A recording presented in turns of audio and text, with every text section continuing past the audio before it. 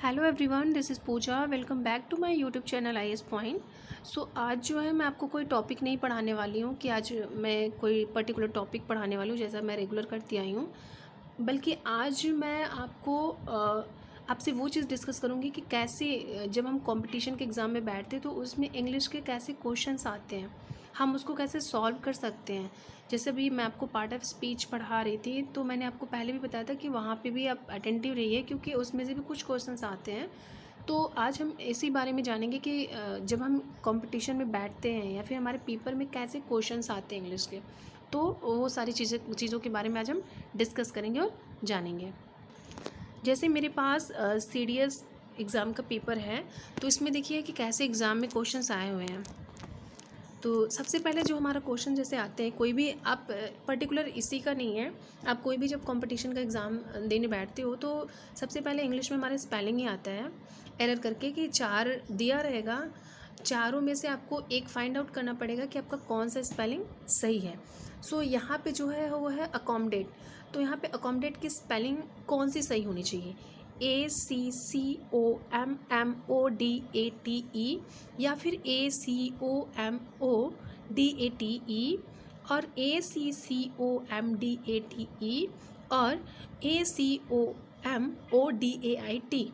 मैंने आपको पहले भी बताया था, कल जब आप मेरे वीडियो अगर देखे होंगे तो उसमें मैंने आपको बताया था कि अगर जहाँ एक लेटर 2 बार आए तो हम उसको डबल नहीं पढ़ते। जैसे बहुत लोग पढ़ते वक्त बोलते हैं ACCOMM, तो अब मैं आपको उस वीडियो में बताई थी कि इसको ऐसे नहीं पढ़ा जाता है, ये लेटर को हम अलग अलग ही करके पढ़ते हैं, जैसे ACCO।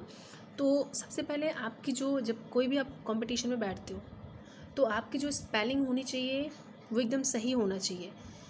तो अगर आप डेली वर्ड को पढ़ते हो, डेली न्यूज़पेपर इंग्लिश के पढ़ते हो, या फिर अब जैसे हम क्या होता है कि व्हाट्सएप या फेसबुक पे कुछ भी टाइप करते हो तो हम शॉर्ट फॉर्म में यूज़ करते हैं। तो अगर आपको अपनी स्पेलिंग पहले सही करनी है तो आप उसको सही पूरी वर्ड लिखा करिए, क्योंकि जब अगर आप पूरा वर्ड लिखोगे तो आपको स्पेलिंग आपको पता होगा। क्योंकि अक्सर क्या होता है कि हम शॉर्ट फॉर्म लिखते लिखते अपनी स्पेलिंग को भूल जाते हैं। तो आप कोई भी पहले स्पेलिंग लिख रहे हो, चाहे आप चैटिंग कर रहे हो या फिर आप नोटबुक पे लिख रहे हो या कुछ भी लिख रहे हो, तो वहाँ पे आपको स्पेलिंग एकदम पूरी लिखनी चाहिए। शॉर्ट फॉर्म मत यूज़ कीजिए, क्योंकि अगर आप शॉर्ट फॉर्म यूज़ करेंगे तो आप अपनी स्पेलिंग भी भूलेंगे। तो जो भी हमारा कंपटीशन का एग्ज़ाम आता है तो उसमें हमारा ऐसे स्पेलिंग दिया आएगा। तो जैसे हमारा अकोमडेट की स्पेलिंग जो है वो हमारा पहला सही है, ए हमारा क्या है वो सही है। जैसे बी भी दिया है, बी में जैसे हमारा रिकमेंड दिया है, तो रिकमेंड की स्पेलिंग अक्सर तो हमें पता ही होता है कि क्या है। तो रिकमेंड की जैसे यहाँ पे सी वाला हमारा ऑप्शन सही है, कि हमारा सी का ऑप्शन सही है।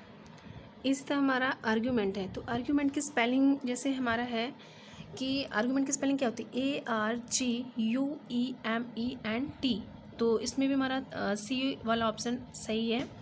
तो कहने का मतलब ये है कि जब हम कोई कंपटीशन में बैठते हैं तो हमारा सबसे पहले जो होता है हमारे स्पेलिंग के बारे में बात होता है। तो आपकी स्पेलिंग कैसे स्ट्रांग होगी, आप डेली बुक इंग्लिश की बुक रीड किया करिए, या फिर अगर न्यूज़पेपर आता है आपके पास तो आप न्यूज़पेपर इंग्लिश की रीड किया करिए।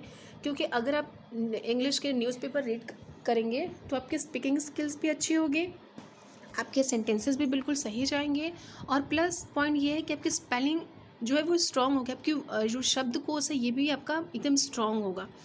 तो और ये भी बात है कि हम जब कोई भी चैटिंग करते हैं अक्सर सोशल मीडिया पे, तो हम क्या करते हैं शॉर्ट फॉर्म यूज़ करते हैं। तो आप प्लीज़ शॉर्ट फॉर्म यूज़ करना बंद करिए, क्योंकि इंग्लिश जो है इंग्लिश में शॉर्ट फॉर्म यूज़ ही नहीं किया जाता। मैं अपनी बात बता रही हूँ, एक बार ऐसे ही मैं भी एक मतलब ग्रुप था इंग्लिश का, मैं उसमें डिस्कस कर रही थी, मैंने शॉर्ट फॉर्म में लिखा, तो कोई फॉरेनर ने मेरे को कमेंट किया कि आप ये क्या है, आप इंग्लिश जब यूज़ कर रहे हो तो इंग्लिश को प्रॉपर यूज़ करिए, आप ऐसे शॉर्ट फॉर्म यूज़ कर रहे हो, व्हाट इज़ दिस।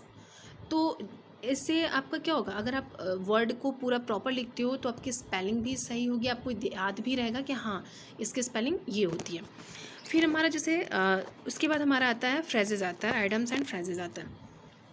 अब जैसे हमारा है डर्ट चीप, तो इसमें भी मतलब रहता है हमारा फ्रेजेस एंड जो आइटम्स आते हैं उसमें मतलब रहता है कि डर्ट चीप मतलब क्या होता है।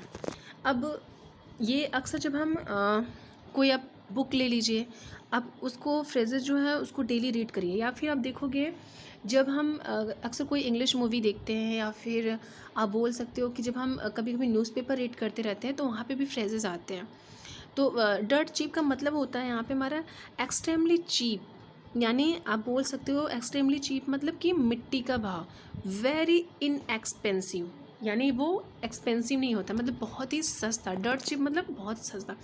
अब ये मत सुना कि डर्ट मतलब गंदा होता है, चीप मतलब सस्ता होता है। तो वेरी चीप पर्सन, यानी ये पर्सन के बारे में बात हो रही है, यानी गंदे लोगों के बारे में बात हो रही है, नहीं। डर्ट चीप मतलब कि अक्सर आप मूवी में सुने होंगे ये बात कि डर्ट चीप, यार इट्स वेरी डर्ट चीप, यानी कि ये जो है बहुत ही सस्ता मिल गया है, बहुत ही सस्ता मतलब मिट्टी के भाव। या फिर एक जैसे और फ्रेज़ है क्रीम ऑन द केक, जैसे फ्रेज़ है, अक्सर हम बोलते हैं ना कि सोने पे सुहागा होना, ये बहुत फेमस फ्रेज़ है। हम लोग बोलते हैं कि अगर आप आएंगे हमारे यहाँ तो ये जो है ये तो सोने पे सुहागा हो जाएगा, यानी if you come to my house so it will be cream on the cake, if you come to my house so it will be cream on the cake. तो उसी तरह हमारा ये फ्रेजेस होता है। जैसे हमारा है अ श्रिंकिंग वॉयलेट, अ श्रिंकिंग वॉयलेट जो होता है उसका मतलब होता है अ शाय पर्सन, हमारे यानी बी वाला सही है, अ शाय पर्सन। अब श्रिंकिंग वॉयलेट मतलब क्या होता है, जैसे कि आप बोल सकती हो इंट्रोवर्ट। अब जैसे होता है ना, कुछ लोग इंट्रोवर्ट होते हैं, कुछ एक्सट्रोवर्ट होते हैं। इंट्रोवर्ट मतलब होता है कि वो अपनी बातों को मन में ही दबाए रखते हैं। जैसे कुछ लोग को डांस करने का तो बहुत मन होता है कि हाँ म्यूज़िक बज गई, अब म्यूज़िक बज रहा है, मतलब सॉन्ग प्ले हुआ है, मुझे खूब डांस करने का मन है, लेकिन वो इंट्रोवर्ट है, वो अपने आप को बाहर निकाल ही नहीं पा रहा कि मैं जाके वहाँ पे डांस करूँ। वो सोच रहा है कि अगर मैं डांस करूँगा तो लोग मेरे पे हंसेंगे। वो ये नहीं सोच रहे हैं कि अगर मैं डांस करूँ लोग हंसेंगे तो कम से कम ठीक तो है, मेरी वजह से वो सामने वाला हंस तो रहा है। तो कुछ लोग ऐसे होते हैं इंट्रोवर्ट, जैसे कि अपनी बातों वो अपने आप को रिप्रेजेंट करना चाहते हैं, अपने आप को अच्छे से प्रेजेंट करना चाहते हैं, बट वो कर नहीं पाते हैं, सो दैट इज़ इंट्रोवर्ट। तो जो श्रिंकिंग वॉलेट मतलब होता है अ शाय पर्सन, यानी इंट्रोवर्ट। इसी तरह हमारा होता है, जैसे हमारा थर्ड है, थर्ड जैसे हमारा गोर्डियन नॉट। गोर्डियन नॉट का मतलब होता है कि अ डिफ़िकल्ट प्रॉब्लम, यानी जो बहुत सारा मतलब एकदम कठिन परिस्थिति जैसे बोल सकते हो, कठिनाइयों से भरा हुआ। तो सेकेंड हमारा जो होता है वो फ्रेजेस एंड एडम्स आते हैं। तो आप इसको कैसे सही कर सकते हो, आप डेली बुक रीड किया करिए। आप जो भी मूवी देखते हो, बॉलीवुड में भी कुछ ऐसी इंग्लिश सेंटेंसेस बोले जाते हैं, या फिर इंग्लिश मूवी में भी सेंटेंसेस ऐसे बोले जाते हैं जो कि आपको कैप्चर करना पड़ता है कि हाँ ये जो बोल रहा है उसका मतलब क्या है। ये नहीं कि ठीक है वो बोल रहा है मैं सुन ली। जैसे मैं आपको एक बता दूं कि होता है ना कि टेक इट ईजी यार, तो टेक इट ईजी, जैसे एक मैं सीरियल देख रही थी तो उसमें वो काफ़ी ड्रिंक कर रही थी, तो जब वो ज़्यादा ड्रिंक कर ली तो उसमें वो बोले कि यार टेक इट ईजी। तो टेक इट ईजी का मतलब मुझे भी उस टाइम नहीं पता था कि टेक इट ईजी का मतलब होता क्या है। उस time that time I was in 9th class. So जब मैंने उसको सर्च किया तो पता चला कि टेक इट ईजी का मतलब होता है कि आराम से, यानी आप जो कर रहे हो वो आराम से बहुत। फिर उसके बाद जब मुझे वो याद हो गया, मैं जब उसको सुन ली तो फिर उसके बाद मैंने बहुत सारे सीरियल्स में, बहुत सारे मूवीज़ में सुनी हो कि टेक इट ईजी यार।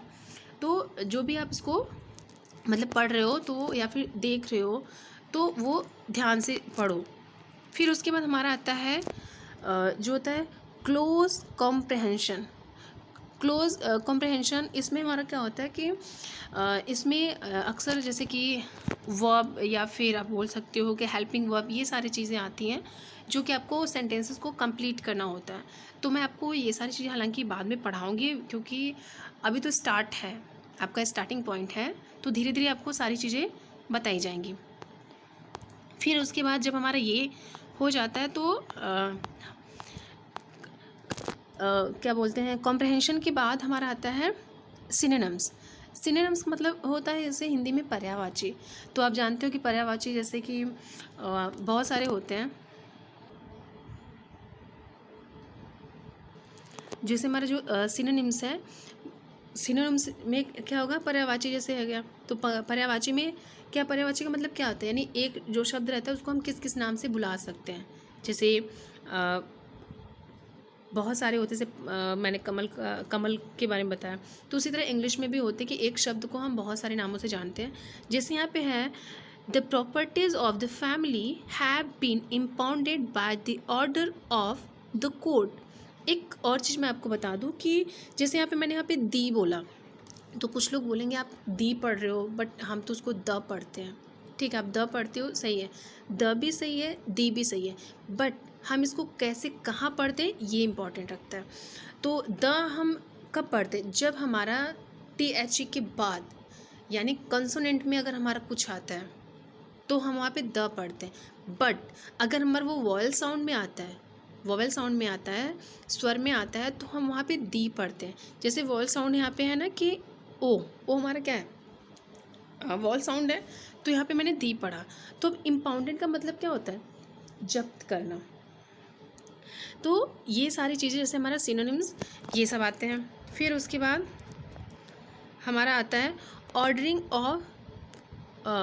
ऑफ सेंटेंसेस, यानी यहाँ पे हमारा क्या होता है कि सेंटेंसेस दिया रहेगा, आप उसको क्रम वाइज रखोगे कि यानी पहला कौन सा क्रम होगा, फिर दूसरा कौन सा होगा, फिर तीसरा कौन सा होगा, फिर चौथा कौन सा होगा, जैसे आप हिंदी में भी करते आए हो।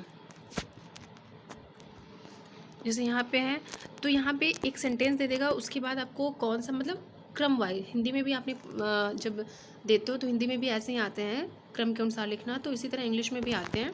तो हालांकि ये सब तो सारी चीज़ें मैं आपको जब पढ़ाऊँगी तो अच्छे से मैं आपको इस सारी चीज़ों को डिफ़ाइन करूँगी।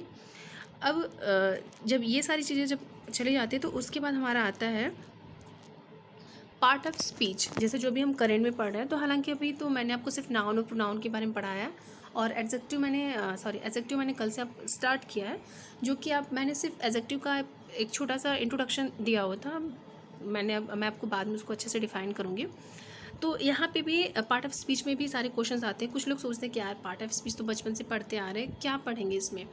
बट जो होता है ना कि अगर हमारा बेस ही नहीं मजबूत होगा तो हम आगे कैसे पढ़ेंगे। तो आपको ये पार्ट ऑफ स्पीच बहुत अच्छे से पढ़ना है, क्योंकि अगर आप पार्ट ऑफ स्पीच अच्छे से पढ़ेंगे तो आप टेंस को अच्छे से पढ़ पाएंगे। क्यों? क्योंकि जो टेंस होते हैं, टेंस में हम पार्ट ऑफ स्पीच को ही यूज़ करते हैं। जैसे हमारा सब्जेक्ट होता है वो नाउन होता है, फिर उसके बाद हेल्पिंग वर्ब रखते हैं, फिर वर्ब रखते हैं, फिर ऑब्जेक्ट रखते हैं। तो अगर हमारा पार्ट ऑफ स्पीच अच्छा रहेगा तो हम टेंस को अच्छे से पढ़ सकेंगे, और अगर टेंस अच्छा रहेगा तो हम वॉइस से जैसे एक्टिव वॉइस, पैसिव वॉइस, और उसके बाद डायरेक्ट इनडायरेक्ट, ये सब सारी चीज़ों को पढ़ सकेंगे। जैसे मैंने आपको जब प्रोनाउन पढ़ाया था तो उसमें आपको बताया था कि आप बहुत अच्छे से प्रोनाउन पढ़ना, क्योंकि जब हम डायरेक्ट और इनडायरेक्ट के बारे में पढ़ेंगे तो उसमें हमारा प्रोनाउन बहुत हेल्प करता है। जैसे रिफ्लेक्सिव प्रोनाउन, ये सब सारी चीज़ें हो गई, पर्सन हो गए, first person, second person, third person, तो वो सारी चीज़ें हमें दिमाग में रखना चाहिए। तो ये हमारा हो गया, क्योंकि अगर हमारा एक्टिव पैसिव जो हो गया वो डायरेक्ट इनडायरेक्ट होता है, हमें कंपटीशन में आते हैं और सेंटेंसेस में भी आते हैं कि जब हम सेंटेंस का देते मतलब करेक्ट उसको करना रहता है, तो कुछ चीज़ें पैसिव में होती हैं, कुछ चीज़ें एक्टिव में होती हैं, तो और डायरेक्ट इनडायरेक्ट में भी रहते हैं, तो उन सबको आपको ध्यान देना होगा। ओके, तो आते हैं इस पर। जैसे मैंने Rita it's her dinner quickly. अब रीता हमारा क्या हो गया? सब्जेक्ट हो गया। अब हम ये जानते हैं कि आपने पढ़ा ही होगा शायद कि टेंस, हालांकि मैं टेंस तो पढ़ा ही नहीं हूँ, बट जब मैं आपको पढ़ाऊँगी तो वो और भी अच्छे से डिफाइन करूँगी। हम जानते हैं कि सब्जेक्ट के बाद प्रेजेंट इंडेफिनिट टेंस में सब्जेक्ट के बाद तुरंत हमारा क्या होता है? वर्ब आ जाता है। इसमें हमारा अफर्मेटिव सेंटेंस में एस या यस लगाया जाता है, इसमें कोई हेल्पिंग वर्ब नहीं होती। तो यहाँ पे इट्स हमारा क्या है? वर्ब है, प्रीपोजिशन, एडजेक्टिव, एडवर्ब। तो ये हमारा वर्ब है।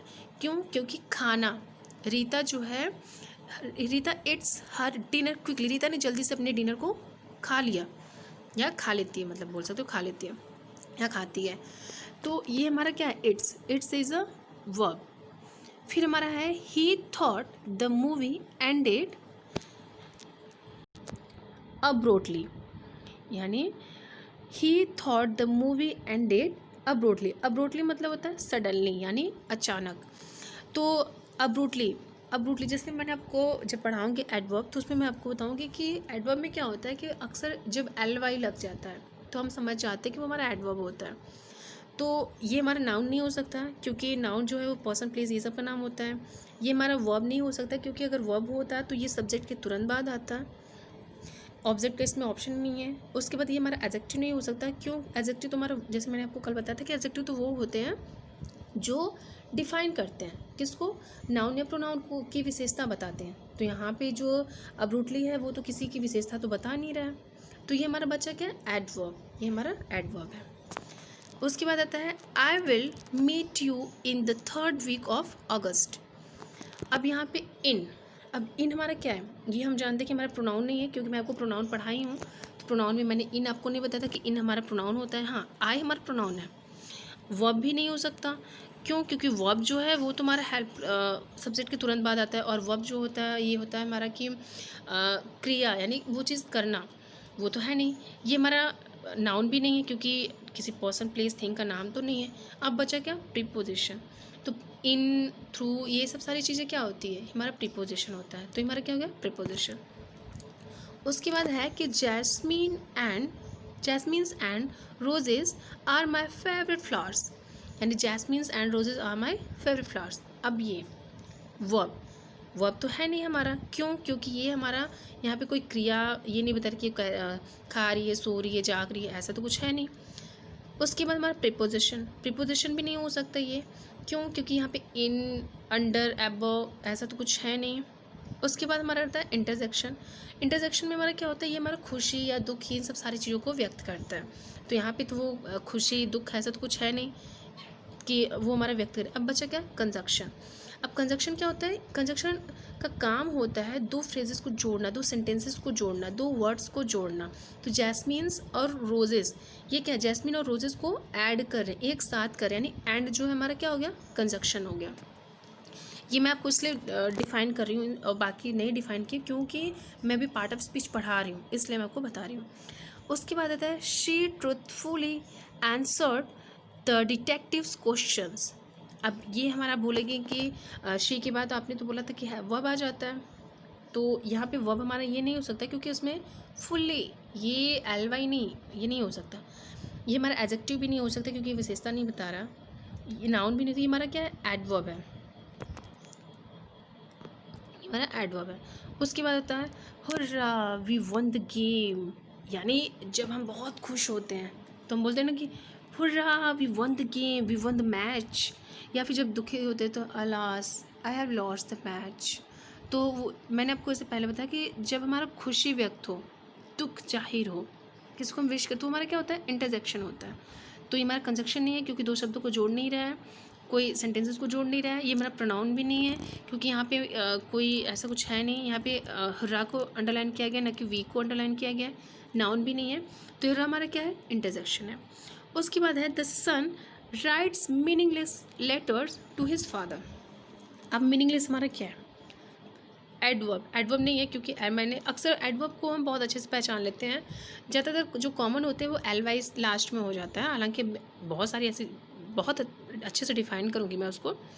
प्रोनाउन भी नहीं है ये हमारा, वर्ब भी नहीं है, ये हमारा क्या है, एडजेक्टिव है। क्यों एडजेक्टिव है, क्योंकि मैंने आपको कल ही बताया था कि जब हमारा मतलब एडजेक्टिव का काम क्या होता है, वो नाउन या प्रोनाउन की विशेषता बताता है। तो the son writes meaningless letters to his father, यानी जो सन है वो अपने फादर को लेटर कैसा लिख रहा है, मीनिंगलेस लिख रहा है। यानी वो लेटर की विशेषता बता रहा है कि लेटर कैसा लिख रहा है, वो मीनिंगलेस लिख रहा है।